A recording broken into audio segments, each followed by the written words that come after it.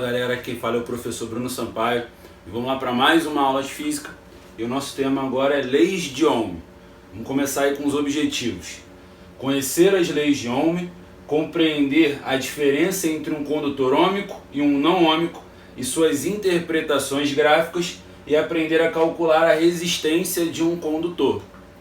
Vamos começar aí com as leis de Ohm, que no caso são duas. Vamos falar da primeira. Do que ela se trata? Na verdade, o que a gente vai estudar é o comportamento de um condutor de eletricidade. O que esse cara fez foi o seguinte: ele pegou um condutor de eletricidade e ligou ele numa diferença de potencial elétrico, ou seja, numa voltagem. O que ele reparou é que quando se ligava o material condutor a uma diferença de potencial, era gerado uma corrente elétrica que circulava por esse material condutor. Mas ele reparou um padrão nessa corrente elétrica que era gerada ao ligar numa DDP, numa diferença de potencial.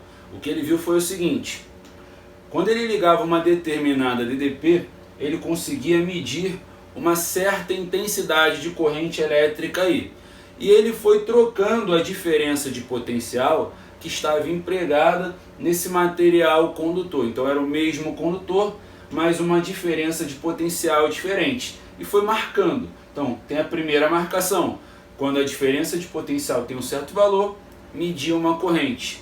Mudava o valor da DDP, ele reparou que mudava também a corrente. E foi fazendo uma série de marcações nessa mudança. Então alterava novamente a DDP, gerava uma nova corrente. Então sempre que ele mudava a diferença de potencial, mudava a intensidade da corrente elétrica gerada. Só que ele reparou um padrão nessa mudança. A mudança era sempre proporcional, de maneira que a razão entre a diferença de potencial e a corrente gerada dava sempre o mesmo valor. E ele percebeu que isso era uma característica do condutor em questão, pois quando a gente mudava a DDP, mudava a corrente sempre na mesma proporção. E essa característica do condutor, que tem um valor constante, a gente chama de resistência elétrica. Então, resumindo aí o que foi relacionado, é que a razão entre a diferença de potencial, a voltagem que o condutor está ligado, e a corrente elétrica que ele está gerando é igual à resistência desse condutor em questão. O jeito mais comum da gente escrever essa equação aqui, que é o resultado da primeira lei de Ohm, é pegando a intensidade da corrente I, que está desse lado da igualdade, dividindo, e passar para o outro lado, multiplicando. U igual a R vezes I, onde o U representa essa diferença de potencial, essa voltagem que ele está ligado. O R representa a resistência do condutor em questão. E o I, a intensidade da corrente elétrica que vai passar por ele dentro dessa ligação. Esses condutores que respeitam essa lei, nós chamamos de condutores ôhmicos. Porém, tem alguns condutores que não respeitam essa lei. Quando você muda a diferença de potencial, a corrente muda também, mas não segue a mesma proporção. Então, esses condutores que não respeitam a lei de Ohm, que possuem uma relação entre a DDP e a corrente que é variável, a gente chama eles de condutores não ôhmicos. Então, os condutores ôhmicos possuem uma resistência constante, respeitam a primeira lei de Ohm. Os condutores não ôhmicos possuem uma resistência variável, muda conforme a ligação que ele está. E esses condutores não respeitam a lei de Ohm.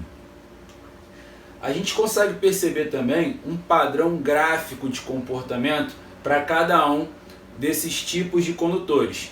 Os condutores ôhmicos, quando a gente tem a DDP relacionada a uma corrente, como os dois são proporcionais, eles sofrem mudanças proporcionais, gera um gráfico retilíneo e crescente. Então, se você vê um gráfico de DDP por corrente, que é uma reta crescente, ele representa um condutor ôhmico, resistência elétrica constante.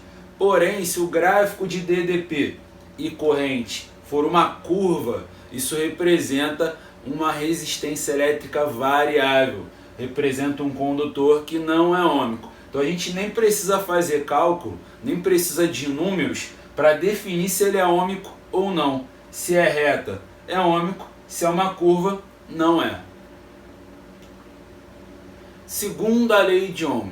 A segunda lei, ela já está associada à construção da resistência desse condutor. O que nesse condutor vai criar esse valor de resistência? Então tem algumas características dele que vão influenciar. A primeira é o material. Cada material tem uma resistividade elétrica. A gente representa pela letra grega Rho. Então isso aqui representa uma característica do material.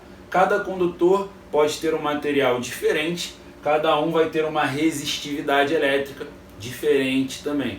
Isso representa a capacidade desse material realizar a resistência, mas aí depende de outros fatores também além dele. Os outros são o comprimento do condutor, né? Quanto mais condutor eu tiver aqui de comprimento, vai afetar a resistência que ele faz. E o outro é a espessura dele, é a área da seção transversal que esse condutor tem, se o fio é mais grosso ou se o fio é mais estreito. Então são três características aí que a gente está observando. Primeiro é o material, cada material tem uma resistividade elétrica. Segundo é o comprimento do condutor. E terceiro é a espessura dele, é a área da seção transversal. Esses três fatores é que vão definir a resistência elétrica.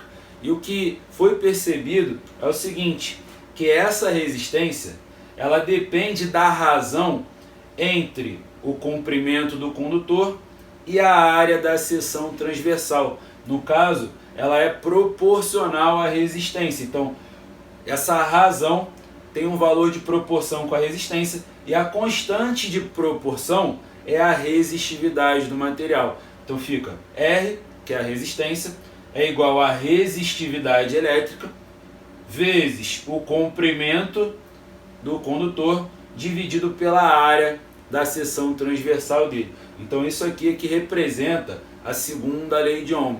Como a gente consegue calcular a resistência de um condutor pelas suas características, material, tamanho e largura. Unidades de medida. Vamos trabalhar aqui com medidas no sistema internacional. Para o U, que é a diferença de potencial, isso é uma voltagem, né? Então a gente mede isso no SI em volt, letra V maiúscula.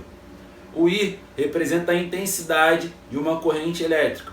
E no sistema internacional, isso a gente mede em amperes, letra A maiúscula. O R, que é a resistência, a gente mede no sistema internacional em ohms, em homenagem ao cara das leis. E a medida que a gente usa representa a letra ômega maiúscula, que parece uma ferradurazinha. Então tem o V e o A para as medidas de DDP e corrente. Quando eu aplico lá na primeira lei de Ohm esses valores e descubro a resistência, se eu utilizar essas duas medidas, a minha resposta vai dar nessa medida aqui. Então as três medidas estão interligadas, elas estão relacionadas. O comprimento no sistema internacional a gente mede em metros, a área em metros quadrados e a resistividade ela carrega um pouquinho de cada unidade de resistência e de comprimento, e dessa maneira é o valor a medida da resistência vezes a medida de comprimento.